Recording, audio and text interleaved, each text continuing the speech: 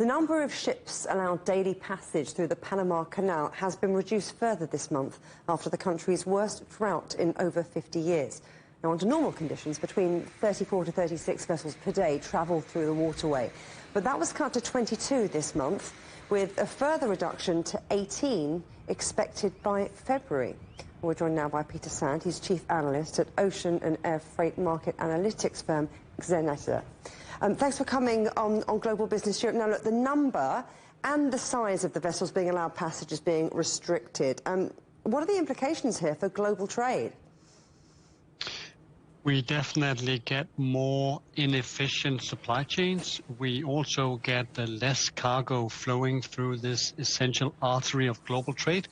And in essence, also we can see in Xeneta data that spot rates that went up by more than 11%, exceeding $3,000 on a key trade lane from Shanghai to Houston, all in the immediate aftermath of that announcement, say a month ago, by the Panama Canal authorities that they were now cutting significantly and deeper, more than earlier announced.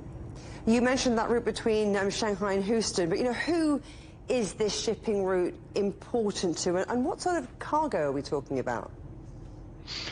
It's very, very important for North American importers as it is their preferred trading route for Far Eastern imports traveling to the U.S. Gulf Coast and U.S. East Coast. There are obvious alternatives via the Suez Canal, but it's not the preferred option. And it's anything that the American consumers want in terms of, Christmas presents at this time of year, but it can be furniture, it can be apparel, it can be machinery at any point in time of year. And also for South American exporters of perishable goods from the West Coast to U.S. East Coast and also North Europe, reliant on easy transits via the Panama Canal. And that's literally what they are not getting at the moment. What about coal? What about liquefied natural gas? Without doubt, there are also limitations to those key commodities also transiting the Suez Canal. But there is also, if I may point out, a specific loophole. There are a few selected slots available for auction. And right. Just on 15 November, we had $4 million being paid on top of the $500,000 of normal transit costs for skipping the queue, you might say. So there are options, but in essence, fewer cargoes and less loaded ships transiting for more than half a year still to come. Okay, so if you've got the money, you can push yourself to the front of the queue. But in general, these restrictions are causing congestion. That's already time and money. I mean, is everyone waiting in line, or are some of them taking those alternative routes that you mentioned via the Suez Canal, which is also costing time and money?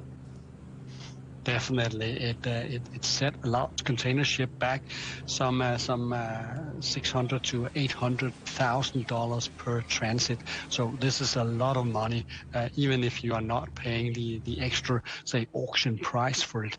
But definitely, this is money that needs to be passed on to the end consumers, you and I, in the end. And we have seen shipping companies already announcing extra surcharges on top of normal freight rates for cargoes transiting through the the Panama Canal. And it's about $300 to $500 on top of the $3,000 I talked about just before. So this is a significant increase indeed. And kind of the last thing that the shipping industry needs. I mean, it's been a really, really tough time. To give us an idea, I mean, you talked about the cost per transit, but, give us a ballpark figure about what this disruption is going to cost the industry. And who's going to pay? Is it going to be business, or is it going to be consumers? Let me bring you back a year and a half. If something like this happened during the COVID years, it would be an outright disaster, because at that point in time, demand, especially from North America, was ferocious high. Right now, I guess the only silver lining to the current slow-burning disaster is that demand is somewhat still down from the COVID years. So in the end, cost needs to be passed on. But we are definitely also seeing that of, say, carriers. They're probably enjoying themselves, because you must be aware also that the shipping lines made a lot of money during the COVID years. They have spent a lot of that on new ships that are now entering any trade across the globe at a point in time where it's not really needed. So there's downward pressure on rates. This may alleviate a little bit of that, and it may actually bring, say, more inefficiencies to supply chains that is actually good for the shipping companies, but bad for the freight forwarders, bad for the importers, and bad for the consumers in the end. More expensive goods at, say, fewer selections and at a higher price tag. On that note, we'll leave it there. Thank you so much, Peter Sand from Xeneta.